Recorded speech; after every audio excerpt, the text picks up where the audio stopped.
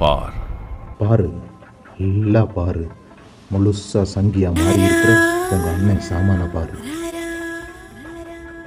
சகோதரர் சீமான் எங்கள் வழியில் வந்திருக்கிறார் என்றுதான் சொல்லணும். ஆஹா, டாப்போ டாப்பு வாசனை தூக்குதே. கப்புடு தூக்கு, குப்புடு தூக்கு, கக்கூஸ் குடுனா பின்ன எப்படி தூக்கு? எங்கள் கருத்தியலுக்கு கிடைத்திருக்கின்ற ஒரு பலமாகவும் சகோதரர் சீமான் அவர்களும் இன்று சொல்ல ஆரம்பித்திருக்கிறார்கள். மனக்கு அரும்பு. நான் சாயந்தரம் பேசுறேங்க. பெரியார் எங்க சொன்னாரு, எந்த புத்தகத்துல சொன்னாரு, அதற்கான எவிடன்ஸ் எல்லாம் நான் கொடுக்குறேன். சீமானை நான் சப்போர்ட் பண்ணி எவிடன்ஸ் நான் கொடுக்குறேன்.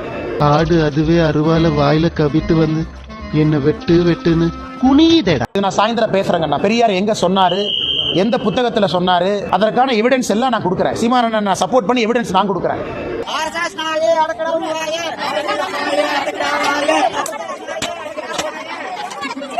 கோர்ட்டிலேயே சீமானை கொண்டு கொடுக்கறதுக்கு என்ன வேணாலும் உதவி செய்யும். திருமாவளவனையும் சீமானையும் கைது செய்ய வேண்டும்.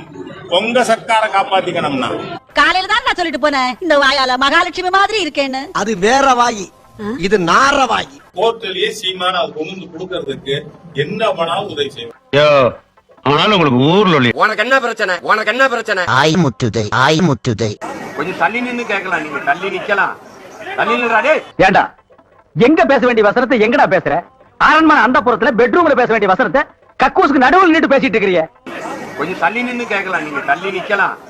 தள்ளி நின்றாடே. என்னிடம் வராதீர்கள் தம்பிகளே, வகுந்து விடுவேன். எழுத்தாணியை சங்கிலே குத்தி விடுவேன். ஆதங்கத்துல ஒருத்தன் சொல்லுவாங்கல்ல, அக்கறை இருக்கும்போது ஏன் அப்படி பண்ணிக்கிட்டு நீ? அண்ணா என்ன விட்டுடுடா, நம்ம டீ குடிச்சிட்டு வந்துடுறேன்டா. உன் மூஞ்சி 5 நிமிஷத்துக்கு மேல பார்க்க முடியாதுடா. நாங்க பெரிய புராணம் பாடினால் உனக்கு பிடிக்கல. யாரா அந்த பிச்சைக்கார பசங்க? அதே மாதிரி நீ பெரியார் புராணம் பாடினா எனக்கு பிடிக்கல. நீ பார்க்கவே இவ்வளோ அழகா புசுன்னு இருக்குதியா, உன்னை அப்படியே பிடிச்சி மசாலாவை தடவி பொரிச்சா எவ்வளோ டேஸ்ட் இருக்கும். நீ ஏன் முதல்ல ஒழுங்கு கிடையாது, அதை மறைச்சிட்டு நீ பெரியாரு அவங்க இவங்கன்னு பேசுற இல்லையா, அதுக்கு செருப்பால அடிதான் நீ வாங்க போற சீமான். கண்டிப்பா இது நடக்க போகுது. உயிர் மேல ஆசை இருந்தா நான் இடிச்சது தப்புன்னு கால்ல வந்து மண்ணி கேட்டு கண்ணி எமைக்கிறோம். என்னது என்ன டீசெண்டா முடிச்சுக்கிறோங்க, கையை முறுக்கிற நீ. சீமான் என்னமோ சொடக்க போட்டு கூப்பிட்டு இருந்தியே, நான் ஒருத்தி போதுண்டா உனக்கு.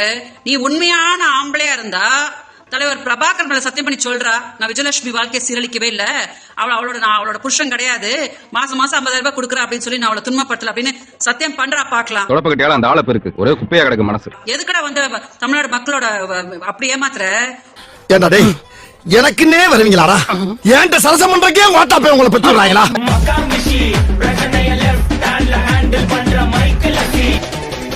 வந்துட்டாயா